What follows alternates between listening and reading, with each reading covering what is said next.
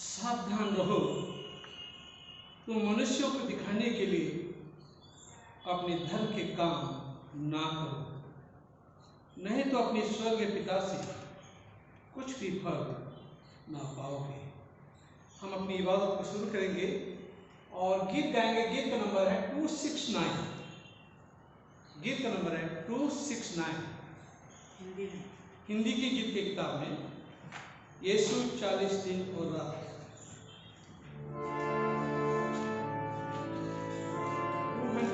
269।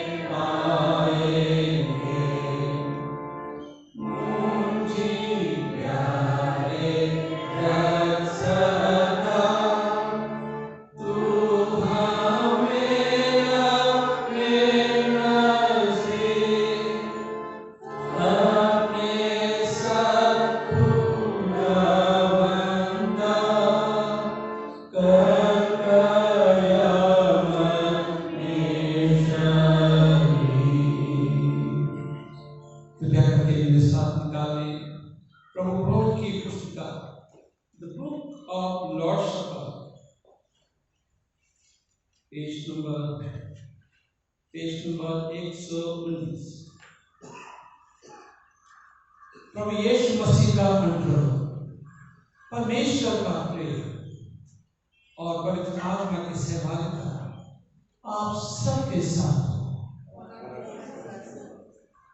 हम सब मिलकर प्रार्थना करेंगे। सर्वशक्तिमान परमेश्वर आपके सम्मुख सबके हृदय खुले हैं, आप सबके अभिलाषों को जानते हैं और आपसे कोई भी भेद छिपा नहीं है। अपनी पवित्र आत्मा की प्रेरणा से हमारे हृदय के विचारों को शुद्ध कीजिए ताकि आपसे पूर्ण रूप से प्रेम करें, योग्य रूप से आपकी पवित्र नाम की स्तुति करें। हमारे प्रभु ख्रीष्ट के द्वारा आमीन।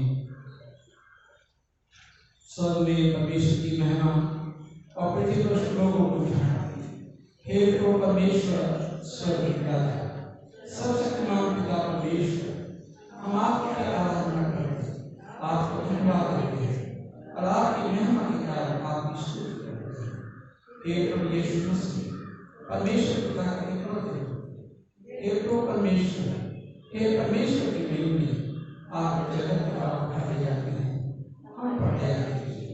आप पिता के कहने पर बुला रहा है, हमारी प्रार्थना स्वीकार कीजिए, क्योंकि केवल आप ही पवित्र हैं, आप ही प्रभु हैं, आप ही यीशु मसीह पवित्र आत्मा के साथ परमेश्वर पिता की महिमा में परम पूज्य हैं। आमीन। Collect and reading of Asperity.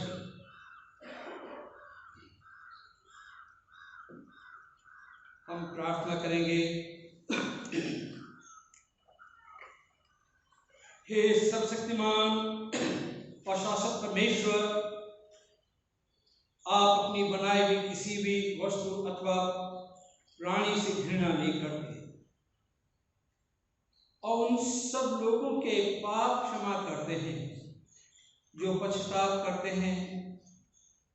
हमारे भीतर पश्चातापी मन और नया हृदय उत्पन्न कीजिए ताकि हम अपने पापों के लिए दुखी हों और अपनी कमजोरियों को स्वीकार करें और आपसे जो परम दयावान है पूर्ण क्षमा और शांति प्राप्त करें। हमारे प्रभु यीशु मसीह के द्वारा जो आपके पवित्र आत्मा के साथ एक परमेश्वर है और अब तथा सदा सर्वदा जीवित और राज्य करते हैं। आमीन। जमायत मेहरबानी से अपना स्थान ग्रहण कर लें। आज की जो थीम है वह है परमेश्वर सब मनुष्यों को बुलाता है कि वे अविलंब पश्चाताप करें, अर्जेंटली वो अपने गुनाहों का इकरार करें। और पुराने नियम से बाइबल का पाठ पढ़ा जाएगा।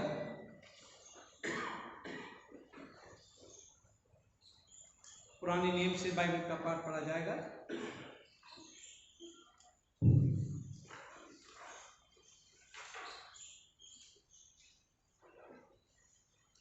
पुराने नियम से पाठ के लिए हमारे साथ निकालिए योएल अध्याय 2 उसकी 12 से 17 आयत तक।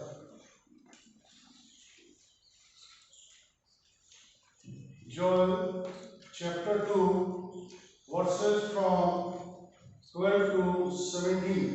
यहाँ इस प्रकार से लिखा हुआ है, तो भी यहोवा की यह वाणी है, अभी सुनो, उपवास के साथ रोते पीटते अपने पूरे मन से फिरकर मेरे पास आओ।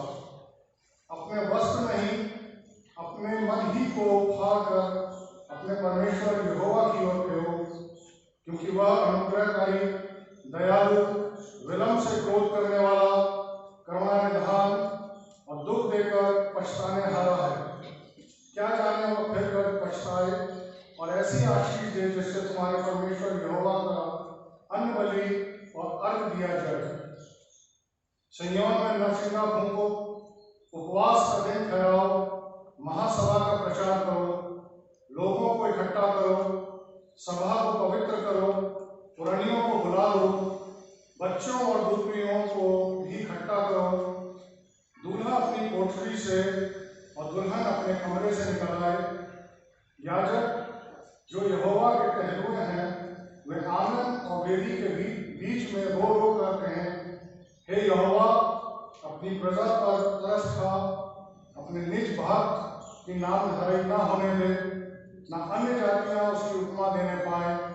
जाति जाति के लोग आपस में क्यों कहने पाए कि उनका परमेश्वर कहाँ है। ये परमेश्वर का वचन है। परमेश्वर का धन्यवाद हो। बाइबल का दूसरा पाठ पढ़ा जाएगा।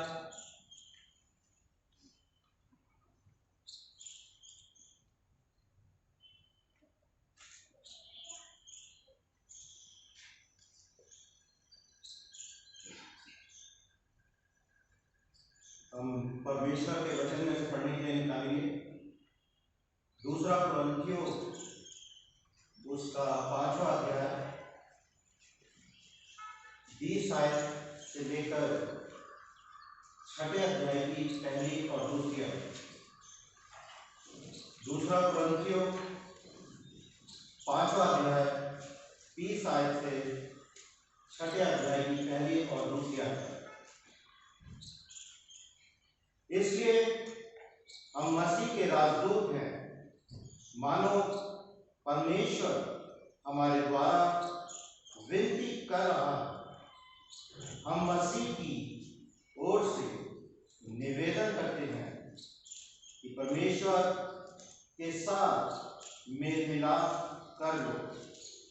जो पाप से अज्ञात था उसी को उसने हमारे लिए पाप ठहराया कि हम उसमें होकर परमेश्वर की धार्मिकता बन जाए। छठा अध्याय। हम जो परमेश्वर के सहकर्मी हैं, यह भी समझाते हैं कि उसका अनुग्रह जो तुम पर हुआ उसे व्यर्थ न जाने दो, क्योंकि वह तो कहता है, अपनी प्रसन्नता के समय मैंने तेरी सुन ली और उद्धार के दिन मैंने तेरी सहायता की। देखो, अभी वह प्रसन्नता का समय है, देखो अभी वह उद्धार का दिन है। ये परमेश्वर का वचन है। इसके पढ़े जाने और सुने जाने पे आशीष। आमीन। परमेश्वर का धन्यवाद हो।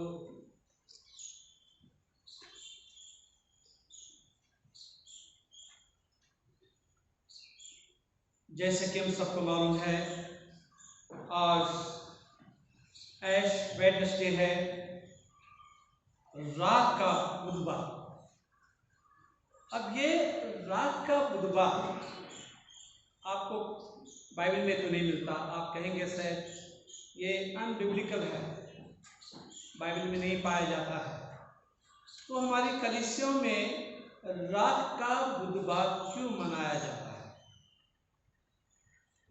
और ये बुधवार की प्रथा जो है, रात की बुधवार की प्रथा जो है, ये कब से शुरू हुई है? तो हम यहाँ पे देखते हैं कि जो पहले विश्वासी थे, अर्ली क्रिश्चियन, उस समय उन्होंने यीशु के 40 दिन के उपवास को इमिटेट करते हुए ये रोजों की प्रथा रखी है। और वो 6 वीक होते थे, उसमें 42 दिन होते थे, 42 डेज, और ईस्टर से पहले, और बाद में वो एक्चुअली 36 ही होते थे, परंतु 4 दिन उसमें और डाले गए, और उसके बाद 40 दिन हुए, और उससे रविवार जो है, इतवार जो है, हटाया जाता है। और इसलिए हटाया जाता है कि Sunday is the day of resurrection, पुनरुत्थान का दिन है, इसलिए हटाया गया। और इसलिए 40 दिन रखे गए हैं। और वो इसलिए रखे गए हैं कि क्योंकि प्रभु यीशु 40 दिन और 40 रात बयाबान में रहा, और वहाँ पे शैतान ने उनकी आजमाइश की। और इस आजमाइश से हम पाते हैं कि यीशु जो है उन्होंने ये दिखाया कि अगर हम खुदा के साथ रहते हैं, खुदा के साथ में अपनी सहभागिता रखते हैं, तो हम आजमाइशों के ऊपर में फतह को हासिल कर सकते हैं। आजमाइशों के ऊपर में हम फतह को हासिल कर सकते हैं। ये प्रभु यीशु सिखाना चाहते थे। पुराने नियम में जो है, ये राख का मतलब क्या होता है? राख का मतलब होता है, इसके 2 पर्पस हैं। एक तो साइन ऑफ ह्यूमिलिटी, अपने आप को नम्र कर देना, दीन कर देना। और पहले क्या होता है कि अगर कोई गुनाह करते थे तो लोग राख में बैठ जाते थे और अपने गुनाहों से तौबा करते थे, बोरी के कपड़े पहन लेते थे, कपड़े फाड़ लेते थे, अपने बोरी के कपड़े पहन लेते थे, और तब जो है वो गुनाहों से तौबा करते थे। दुख को जताना कि हमने जो गुनाह किए आज, उसके लिए प्रभु मैं बहुत दुखी हूँ, मैंने गुनाह किया है, आए खुदावन मुझे माफ कर। आज तक जो भी मैंने काम किए, दिखावे के काम किए, प्रभु हमें माफ कर। तो ये 40 दिन के रोजे जो हैं ये खास होते हैं ताकि we build our relationship with God, हम खुदा के साथ अपने रिकंसिलेशन करते हैं और खुदा के साथ अपने संबंधों को फिर से स्थापित करते हैं। राख आप देखेंगे कि सर्विस के बाद में जो पुरानी क्रॉसेस जो होती हैं उनको रखा गया है और पुरानी क्रॉस जो बनाई गई थी उनको रखा गया है। और हम क्या करते हैं कि पुरानी क्रॉसेस को जलाते हैं और इन क्रॉसेस को जला के माथे पे लगाते हैं और इस बात का चिन्ह होता है कि आज से मैं अपने गुनाहों से तौबा करता हूँ और आज से मेरा जीवन फर्क होगा, मैं खुदावंद के साथ में अपना समय बिताऊंगा, ज्यादा समय बिताऊंगा। Putting the cross mark on the forehead was an imitation of the spiritual mark or seal that is to put on a Christian baptism। जैसे मसीह बपतिस्मे में भी सलीब का निशान बनाते हैं, माथे पे सलीब का निशान बनाते हैं और एक तरह का यही है कि हम पाप के लिए मर गए और अब से हम मसीह के लिए जीवित हैं। हम अपने गुनाहों से तौबा करते हैं और अपने जीवन को बदलना चाहते हैं। प्रभु से कहते हैं, हे प्रभु मेरे जीवन को बदल दे, हे प्रभु मेरे जीवन को बदल दे, मेरे अंदर से पुराना आदम निकाल दे, मुझे एक नया इंसान बना दे, हे प्रभु मुझे माफ। अब यहाँ पे 40 दिन के रोजे, 40 दिन जो है देखा जाए तो हम इसका कोई मतलब भी नहीं निकाल सकते क्या सिग्निफिकेंस है 40 दिन के, परंतु 40 दिन में कई घटनाएं हुई।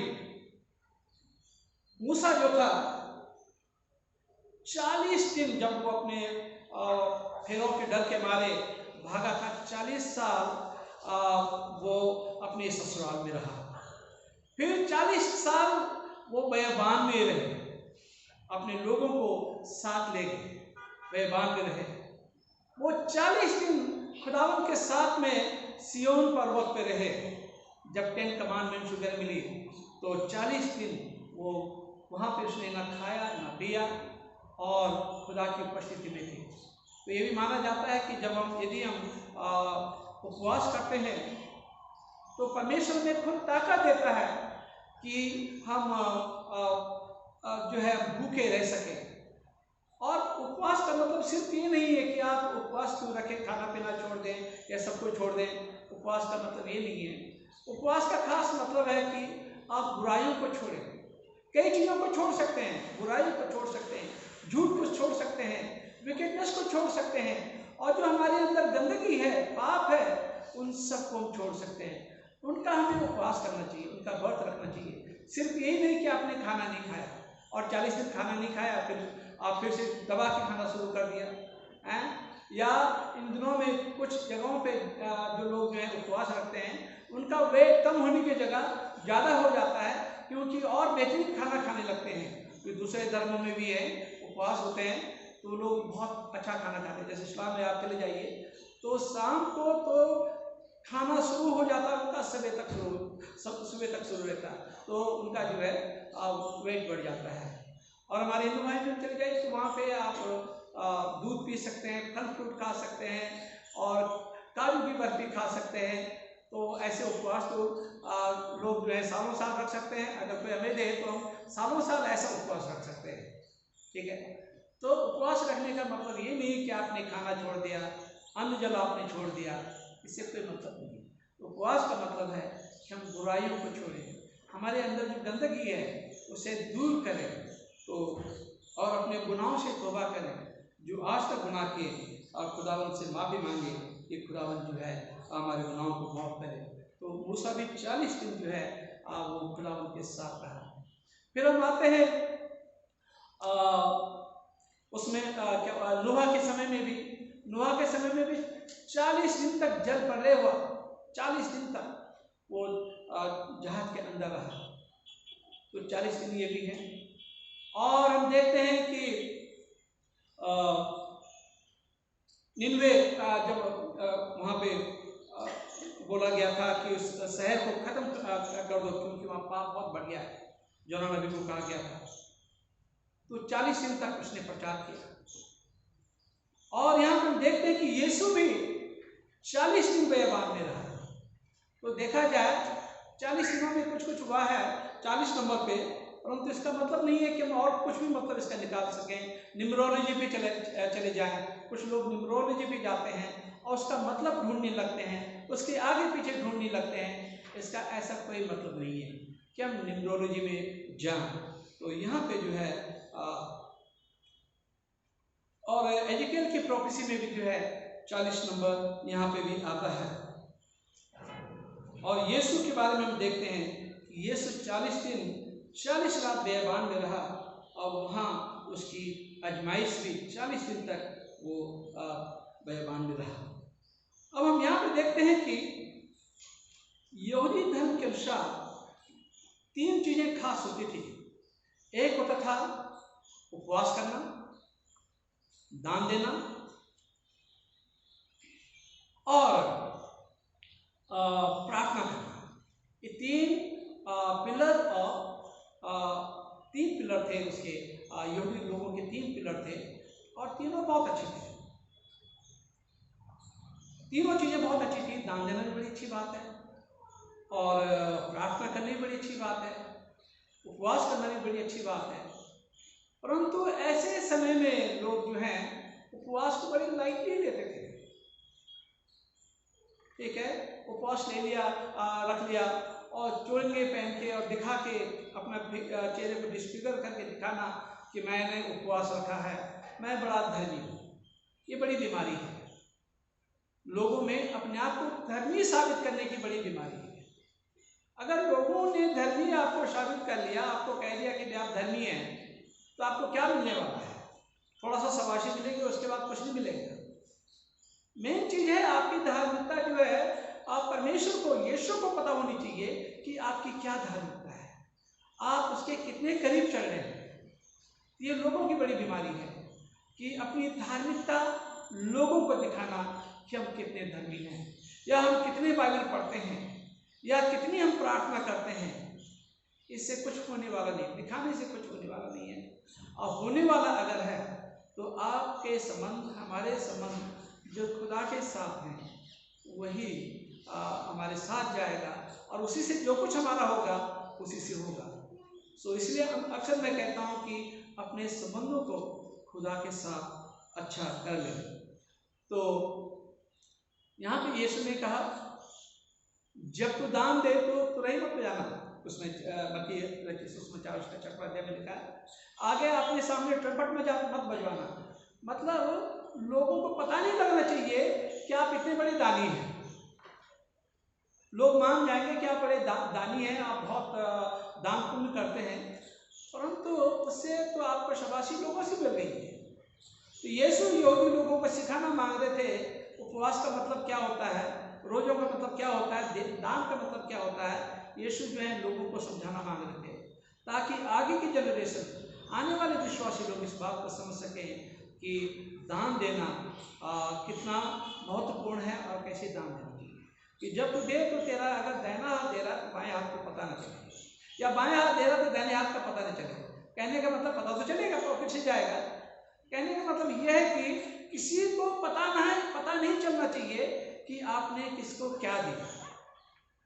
तो आपका स्वर्गीय पिता जो चुपचाप देख रहा है वो आपको प्रतिफल देगा। लोग भले आपको शाबाशी ना दें, परंतु परमेश्वर देख रहा है, क्योंकि दिल और गुर्दों का जानने वाला परमेश्वर है और वो सब कुछ देख रहा है। फिर यीशु जो है और भी चीज़ों पे पॉइंट आउट करने लगे जो बहुत अच्छी चीज़ें थी और अल्टरनेट मोटिव से की जाती थी, जैसे प्रार्थना। अब प्रार्थना करना बड़ी अच्छी बात है। अगर आप चर्च में किसी को प्रार्थना करने के लिए कह दें तो अपने आप को धर्मी साबित करने के लिए और ये दिखाने के लिए मुझे कितना ज्ञान है और कितने अच्छे शब्दों का मैं इस्तेमाल कर सकता हूँ। अगर अंग्रेजी बोलने वाला तो हाई साउंडिंग वोकैबुलरी जो है वो बोलेंगे, है ना, और बड़े बड़े शब्दों का इस्तेमाल करेंगे ताकि पता लगे कि ये इंसान कितना ब्रिलियंट है, हाईली क्वालिफाइड है, बहुत कुछ इससे आता है। मैं हम जब सेमिनरी में थे तो हम सरमन बनाते थे, ह्यूमैनिटीज में सिखाया जाता था, तो सरमन बनाते थे तो हम ऐसे शब्दों का इस्तेमाल करते थे जो लोगों के सर के ऊपर चलते थे। और फिर किसी सीनियर पासवान ने मुझे बताया कि इन शब्दों का जो इस्तेमाल करते हो लोगों के सर के ऊपर चली जाती बात। तो इससे फायदा क्या किसको हो रहा है? लोगों को पता तो चल गया कि आपको बहुत आता है, परंतु फायदा किसको हो रहा है? किसी को फायदा हो रहा है? तो एक हमारे फिलिप्टर साहब थे, वो मिशनरी थे, रेवरेंड फिलिप्टर, तो उन्होंने मुझे समझाया कि इन ऊंचे शब्दों का इस्तेमाल करने से कांग्रेगेशन को कोई फायदा नहीं है, आम लोगों को कोई फायदा नहीं है, ठीक है। इसलिए जो है तो लोग जो है ऐसे बड़े बड़े शब्दों का इस्तेमाल करते हैं। दुआ में भी जो उर्दू के जानने वाले वो बड़े बड़े शब्दों का इस्तेमाल करते हैं, हिंदी के जानने वाले तो और बड़े कठोर शब्दों का इस्तेमाल करते हैं जो किसी के समझ नहीं है। तो यीशु कहना मांग रहा है कि प्रार्थना क्या है? Prayer is talking to God, simple form. ये सोशल साइंस में पढ़ाया, सोशल स्टडीज में पढ़ाया जाता है कि प्रार्थना क्या है, बातचीत करना है। और बातचीत करने में अगर आप हाई साउंडिंग वोकैबुलरी का इस्तेमाल करेंगे तो उससे कोई फायदा होने वाला नहीं। आप सीधे सीधे भी बात कर सकते हैं और सीधे सीधे जो है आपकी बात जो है परमेश्वर तक पहुंच सकती है और परमेश्वर जो है आपकी बात का जवाब भी दे देगा। तो प्रार्थना का मतलब है कि हम साधारण शब्दों में बातचीत करें। और जब तो प्रार्थना करें दिखावा करने की भी जरूरत नहीं है कि साहब हम आजकल अपनी बहुत प्रार्थना रखी हुई है और हम ये कर रहे हैं वो कर रहे हैं। प्रार्थना क्या है? आप चुपचाप बैठे हुए और अपने घर में कोठरी बंद करके वहाँ पे प्रार्थना कर रहे हैं। किसी को मालूम ही नहीं है कि आप प्रार्थना कर रहे हैं, परंतु आप प्रार्थना कर रहे हैं, उनके लिए प्रार्थना कर रहे हैं, अपने पड़ोसी के लिए प्रार्थना कर रहे हैं, अपने चर्च मेंबर के लिए प्रार्थना कर रहे हैं, अपने पासवान के लिए प्रार्थना कर रहे हैं, अपने क्रिश्चियन लीडर के लिए प्रार्थना कर रहे हैं। तो यीशु सिखाना मांग रहे हैं कि जब तू प्रार्थना करे, इतनी अच्छी बात है प्रार्थना करना, परंतु उसको भी अगर गलत सोच करके प्रार्थना किया जाए तो इससे कोई फायदा होने वाला नहीं। दान भी जब तू देता है तो किसी को पता नहीं चलना चाहिए, तेरे स्वर्गीय पिता को पता चलना चाहिए। ये ऐसा ये बातें प्रभु यीशु मसीह की शिक्षा बड़ी अद्भुत हैं।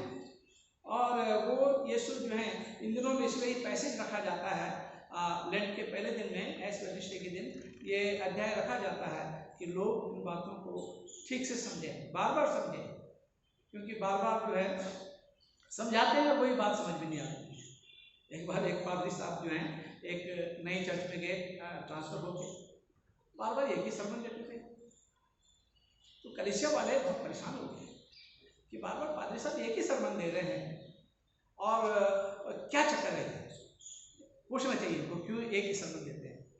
बोला पादरी साहब हम बड़े परेशान हो गए कि आप जब से आए तब से एक ही सरमन दे रहे हैं। कहने लगे भैया जो मैंने बोला क्या आपके समझ में आया है? क्या उस पर आपने अमल किया है अभी तक कि नहीं किया है? मैं देख रहा हूँ अभी तक अमल नहीं हुआ है, इसलिए मैं बार बार वही बोलता हूँ ताकि उस बात पे आप अमल करें।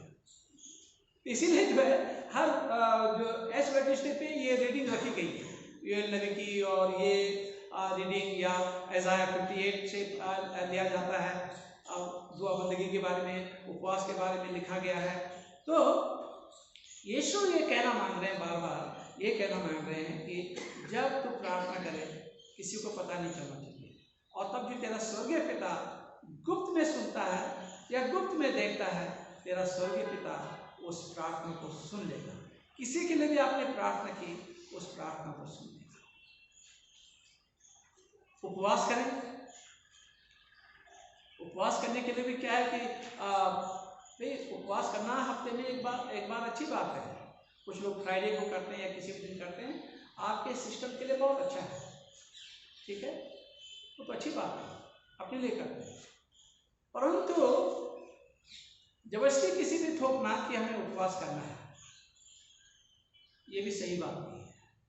या ये कहना कि मैं उपवास कर रहा हूँ जबरदस्ती, ये भी सही बात नहीं। उपवास जो है चुपचाप होना चाहिए, किसी को पता नहीं होना चाहिए। जब उपवास करें तो नहाएं धोएं, सब में तेल लगाएं, मतलब किसी को आप फ्रेश रहें, किसी को ये पता नहीं चले कि आप जो है आपने जो है उपवास रखा। तो इन रोज़ों में सबसे पहली बात है हमें अपने गुनाहों से तौबा करनी है, और जो संबंध हमारे खुदा के साथ टूट चुके हैं उन संबंधों को अच्छा करना है। अगर हमने किसी को माफ नहीं किया है उसे माफ करना है। अगर हमने किसी के साथ अन्याय किया है उससे जाके माफी मांगनी चाहिए, कहना चाहिए भाई मैंने तेरे साथ अन्याय किया है, बुरा किया है, मैं माफी चाहता हूँ इस बात के लिए। ठीक है, किसी की लेग पुलिंग की है, किसी का बुरा किया है तो माफी मांग लेना चाहिए। और जब हम माफी मांगते हैं तो हमारे संबंध खुदा के साथ अच्छे हो जाते हैं। ठीक है, अगर माफी नहीं मांगते हैं तो खुदा के साथ हमारे जो है संबंध अच्छे नहीं रहते हैं। तो क्या बेहतर है, संबंध अच्छे हों या दिखावटी रहें? पति पत्नी के साथ संबंध अच्छे हैं कि नहीं है, बच्चों के साथ संबंध अच्छे की है कि नहीं है, माँ बापों के साथ संबंध अच्छे हैं कि नहीं है, अपने अड़ोसी पड़ोसी के साथ संबंध अच्छे हैं कि नहीं है।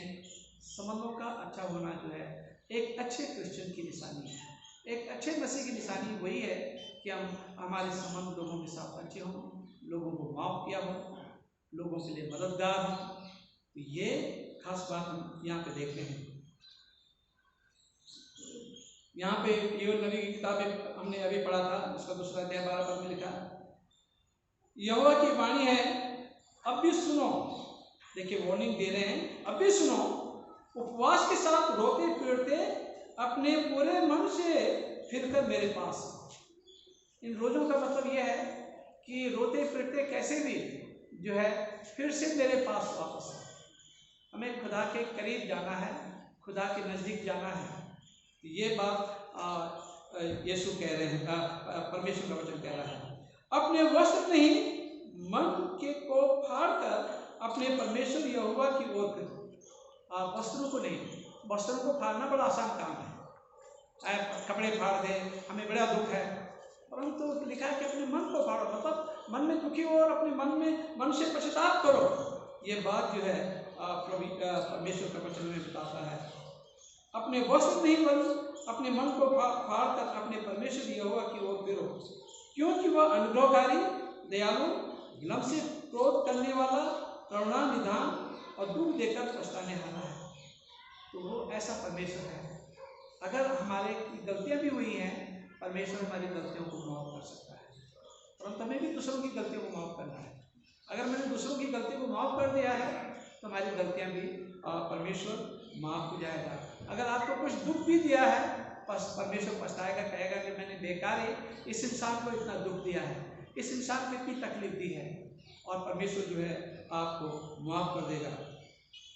क्या जाने वो फिर कर पछताए, ऐसी आशीष दे जिसे तुम्हारे परमेश्वर यहोवा की का अनबलि और अर्ध दिया जाए। सियोन में नरसिंगे फूंको, उपवास का दिन ठहराओ, महासभा का प्रचार करो। तो उपवास के दिन के लिए कहा गया है, प्रचार करने के लिए कहा गया है, और खास मतलब यह है कि गुनाहों से तौबा करके हम खुदा के करीब जाएं और अपने संबंधों को खुदा के साथ अच्छा करें। जब आज रात का ये क्रॉस बनेगी माथे पे, तो हमें अपने गुनाहों से तौबा करके यीशु से कहना कि यीशु आज मैं इस रात का सलीब का निशान मेरे माथे पे बन रहा है, मैं आज से बुराई को छोड़ना चाहता हूँ, और जिन जिन के साथ मैंने दुश्मनी की है या जिन जिन की मैंने बुराई की है, जिनका मैंने बुरा किया है, मेरे प्रभु मुझे माफ़ कर दो। तब आप देखेंगे परमेश्वर की आशीष कैसी रहेगी, और जिन दुआओं का जवाब आज तक आपको नहीं मिला है, उन दुआओं का जवाब आज आपको मिल जाएगा। ये खुदा के खादिम की ओर से, परमेश्वर की ओर से बोला जा रहा है कि जिन दुआओं का जवाब आज तक आपको नहीं मिला है, उन दुआओं का जवाब आपको मिल जाएगा। जो बातें आपके साथ नहीं हुई थी वो बातें हो जाएंगी। तो खुदा के लिए सब कुछ आसान है ना। खुदा जो है लोगों के दिलों को नालियों की तरफ मोड़ लेता है। हम अपने ऑफिसर्स के साथ में कोई हमारे गिले शिकवे हैं, उनको भी परमेश्वर बदल सकता है, और हमारे लिए सारी सिचुएशन बदल सकता है, तमाम चीज़ों को बदल सकता है, हमारी पड़ोसियों को हमारा प्रभु बदल सकता है अगर हम दिल से पश्चाताप करते हैं। तो आज जो है आपको ये भी दिया जाएगा, ये नहीं कि आपने खाना नहीं खाया या उपवास कर रहे हैं या कुछ चीज़ की सैक्रिफाइस आपने की, तो आज आपको एक लिफाफा भी दिया जाएगा, और जो सैक्रिफिशियल आपकी गिविंग है उसमें आप डाल देंगे। आपने मीट नहीं खाया या आपने कोई लग्जरी चीज़ खरीदी थी नहीं खरीदी, आपने वो चीज़ उसका वो पैसा उसमें डाल के आपने जो है उसे खुदा की खिदमत में देना है। तो ये बात होती है कि हम किसी चीज़ को अगर छोड़ रहे हैं तो उसके बदले हम खुदा की खिदमत में दें, और तब आप देखेंगे देने वाला खुदा है और आप देंगे। अक्सर मैं दुआ करता हूँ जब आप दान देते हैं अपॉर्चुनिटी होती है, तो मैं ये दुआ करता हूँ, खुदा जिन्होंने दिया उन्हें 70 गुना 100 गुना 1000 गुना लाख गुना और दे। तो देने वाला खुदा है और खुदा जो है बहुत आशीषित करता है। हम प्रार्थना करें। अनुग्रहकारी पिता परमेश्वर, हम इस समय आपके कदमों में आते हैं और धन्यवाद देना चाहते हैं। आज ये रात का बुधवार है और प्रभु हम अपने गुनाहों से तौबा करते हैं। हमारे अंदर जो कमियां मेरे प्रभु जी, हम अपने आप से ठीक नहीं कर सकते इन कमियों को। प्रभु आप ही हमारी कमियों को ठीक कर सकते हैं। प्रभु हम अपने आप को आपके हाथों में सौंपते हैं। जो आप कहें मेरे प्रभु, आप क्या कहें मेरे प्रभु। हम मिट्टी हैं और आप कुम्हार हैं, और जिस तरह से भी प्रभु आप ढालेंगे उस तरह से हम ढल जाएंगे। और प्रभु हम आपकी महिमा और आपकी सेवा की इस्तेमाल करें। हमारे परिवारों की कमी घटी को दूर कर, परिवारों में जो परेशानियां उन सबको दूर करें मेरे प्रभु जी। हम अपने परिवारों को, मसीह परिवारों को, अपनी कलीसिया को, अपने आप को प्रभु आपके हाथों में रखते हैं। इस दुआ को सुना कबूल कर आपके बेटे प्रभु यीशु के नाम से। जमात मेहरबानी से अपनी जगह पर खड़ी हो जाए और हम प्रेरितों का विश्वास वचन साथ साथ हैं। Page number 123, page number 123। मैं सर्वशक्तिमान पिता, स्वर्ग पृथ्वी सृष्टि करता परमेश्वर पे विश्वास करता हूँ। बस इकलौते हमारे प्रभु क्रिस्त पे विश्वास करता हूँ। वो पवित्र आत्मा के सामर्थ्य से जन्मे आए, कुंवारी मरियम से जन्मे, उन्होंने पैंतीस के शासन होकर वो क्रूस पर चढ़ाया गया, मारे और गाड़े गए, मृतकों की लोक में उतरे, तीसरे दिन वो जी उठे, स्वर्ग पर चढ़ गए और पिता के दाहिने ओर विराजमान हुए। वो जीवितों और मृतकों के न्याय करने के लिए आए। मैं पवित्र आत्मा अभी संतों की कलीसिया, संतों की संगति, पापों की क्षमा, देह के पुनरुत्थान और शासन में विश्वास करता हूँ। आमीन।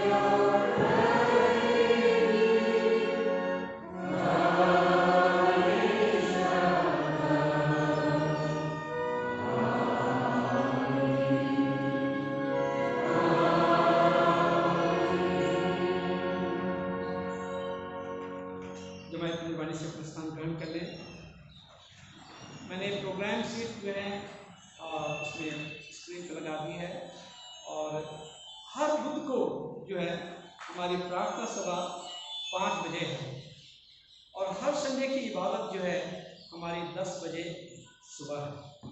तो हर बुधवार को यहीं पे इबादत होगी, और कॉटेज प्रेयर मीटिंग नहीं रखी है, और इसका कारण ये भी है कि कोरोना वगैरह की वजह से।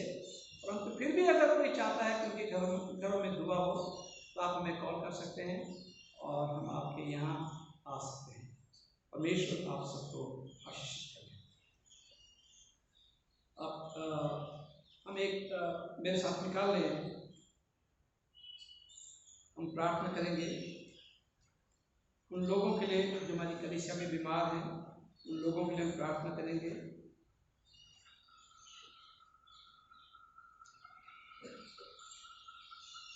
आप मेरे साथ निकालें पेज नंबर 124, पेज नंबर 124।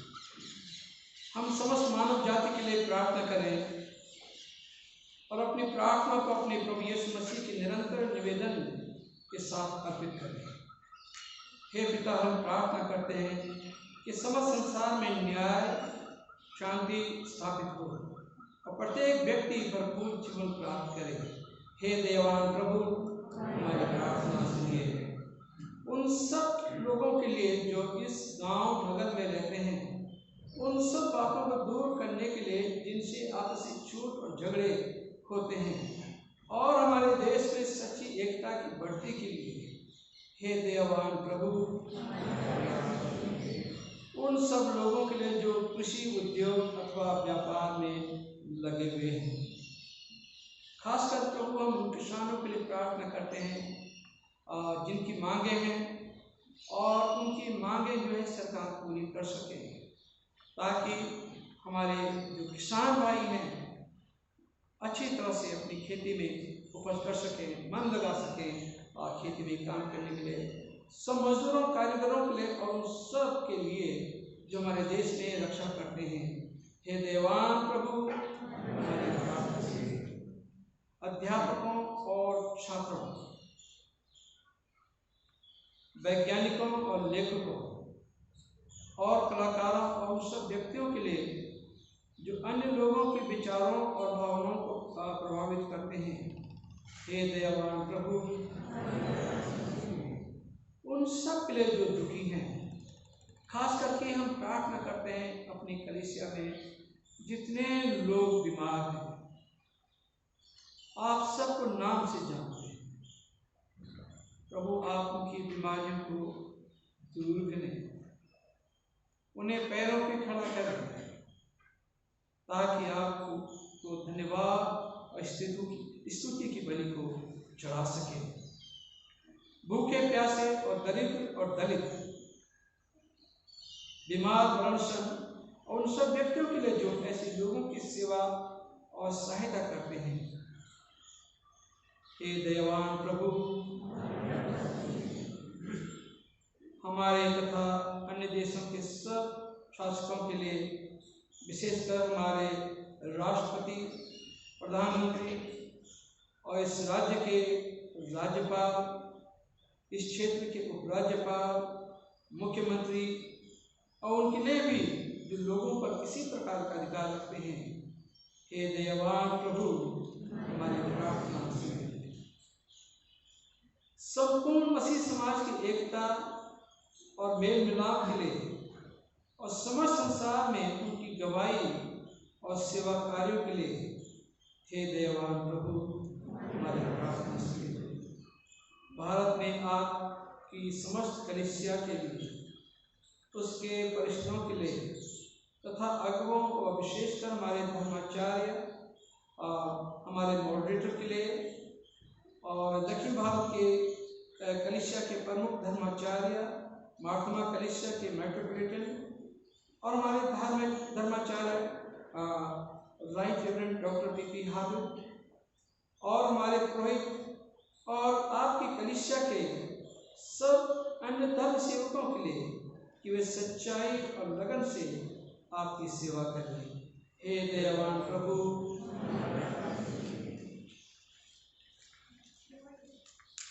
यह बर्दे कि आपके उन सब भक्तों के साथ जिन्होंने अपने जीवन में सच्चाई से आपकी सेवा की है, हम भी आपके राज्य के शासित आनंद में सहभागी हो सके। हे दयावान प्रभु, साथ मिलकर दुआ करेंगे। हे सर्वशक्तिमान, हमारे प्रकट कीजिए और हमारी प्रार्थना को सुनिए।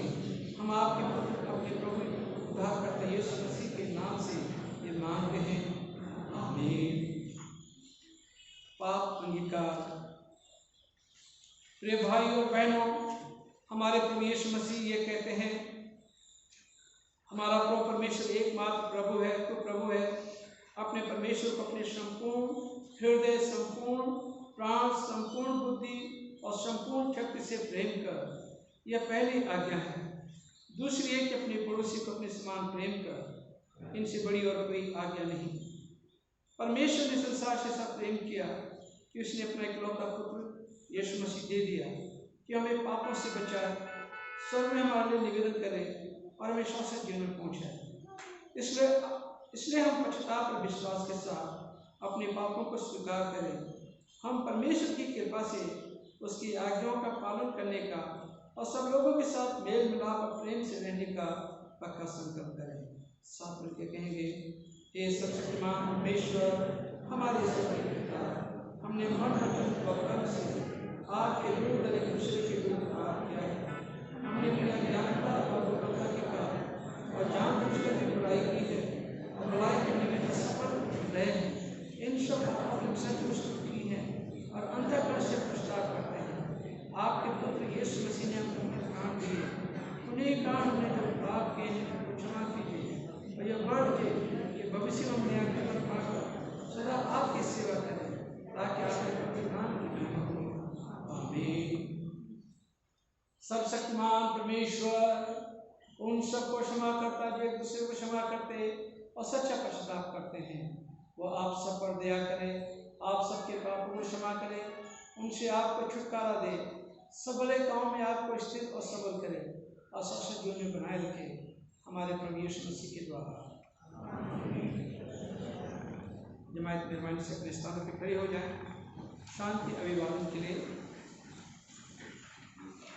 हम सब मिलकर मसीह के देह हैं। हम सब ने एक आत्मा के द्वारा एक देह में बपतिस्मा लिया है। हम ऐसे कार्यों में सब लगे रहें जिनसे शांति मिलती और एक दूसरे का निर्माण होता है। प्रभु की शांति सदा आपके साथ रहे। हम एक गीत गाएंगे और उसी के साथ आज का हदिया देंगे। गीत का नंबर है 378। गीत का नंबर है 378।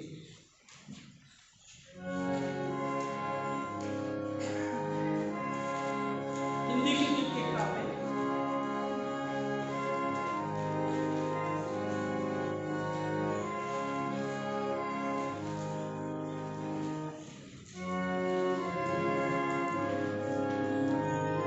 Thank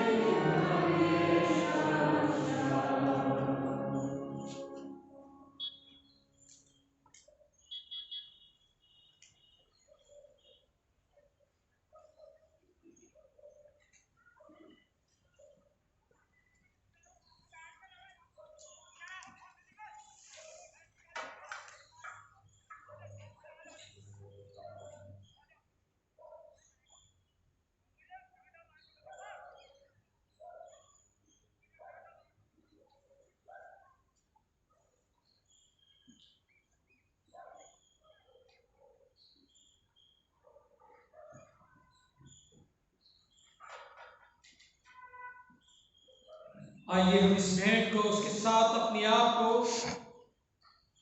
परमेश्वर की सेवा के लिए अर्पित करें। साथ मिलकर प्रार्थना करेंगे।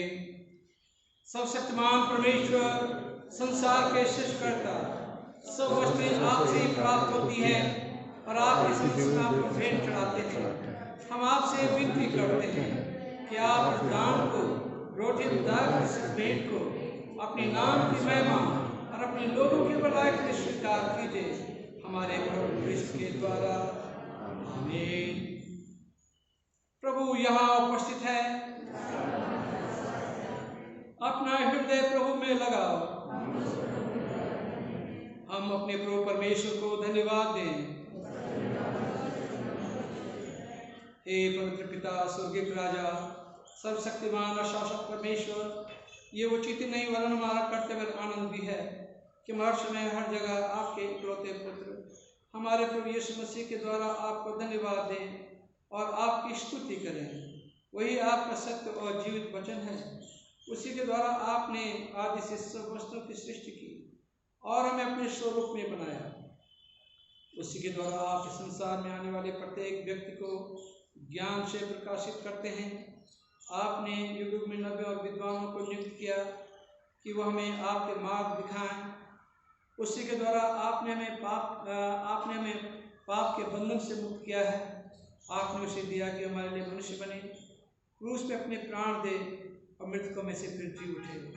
उसी के द्वारा आप अपना पवित्र एवं जीवनदायक आत्मा प्रदान करते हैं, जिससे हम आपके संतान बने और आपकी नई सृष्टि के संपन्न हों।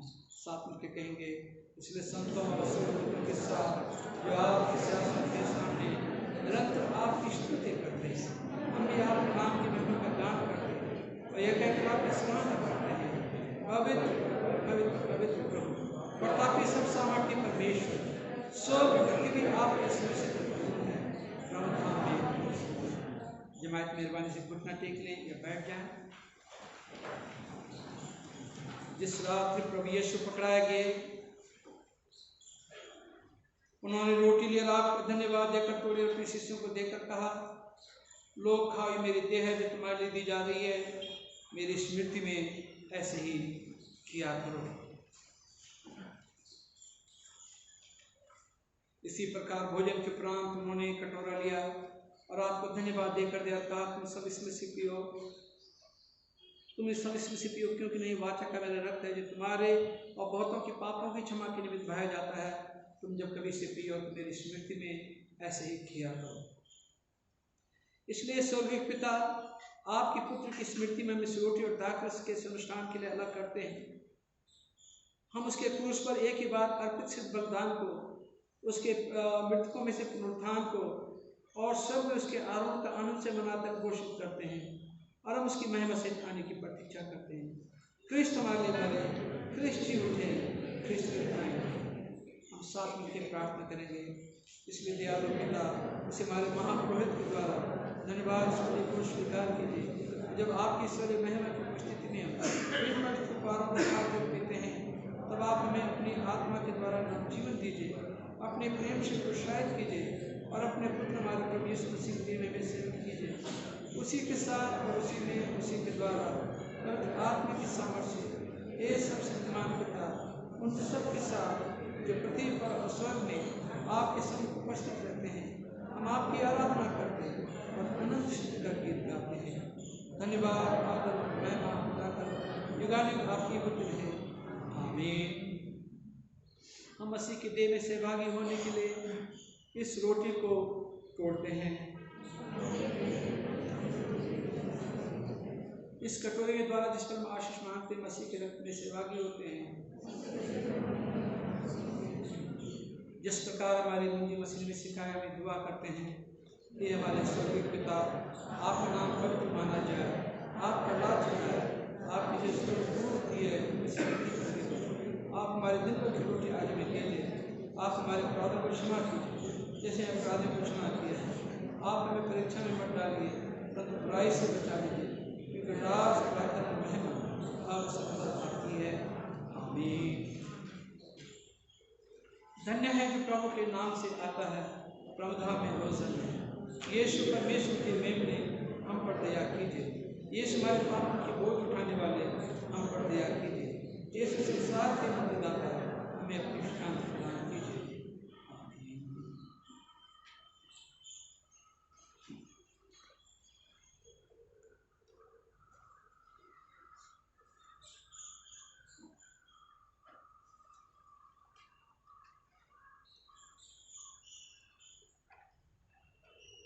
विश्वास के साथ पास आओ। हमारे प्रभु यीशु मसीह की देह को जो उन्होंने तुम्हारे लिए दी और उनके रक्त जो उन्होंने तुम्हारे लिए बहाया, लो स्मरण करो कि यीशु तुम्हारे लिए मरे और धन्यवाद करके अपने हृदय में मसीह को विश्वास से खाओ।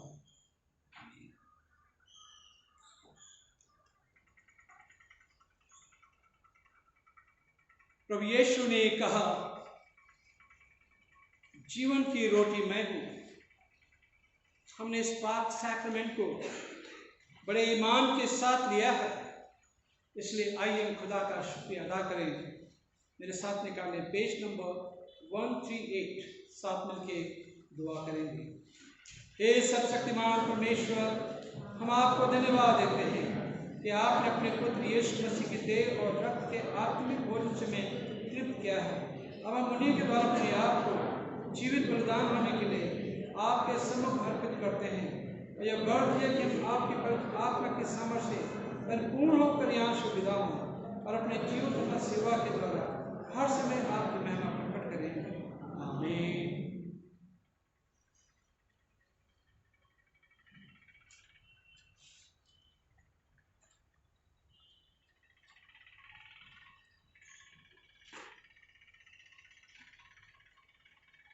मसीह ख्रिस्त तुम पर अनुग्रह करे कि तुम आत्मा त्याग कर अपना क्रूस उठाकर उनके पीछे हो लो और इस प्रकार पवित्रता में बढ़ते जाओ। सर्वशक्तिमान पिता, पुत्र, पवित्र आत्मा की बरकत आप पे हो। आमीन।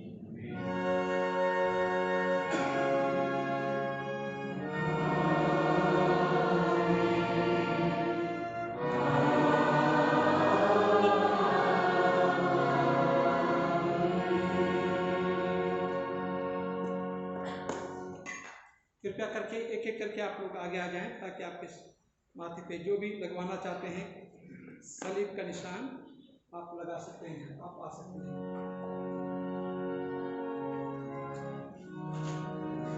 लाइन से आए आप और एकदम उसके बाद बाहर जा सकते हैं।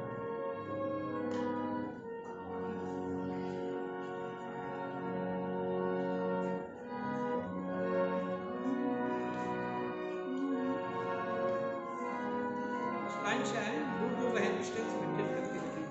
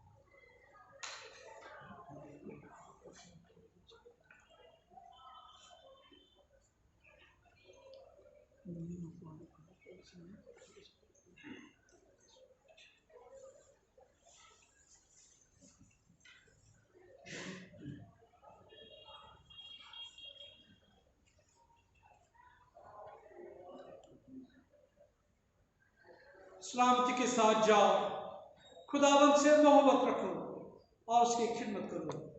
खुदावंद यीशु मसीह के वसीले से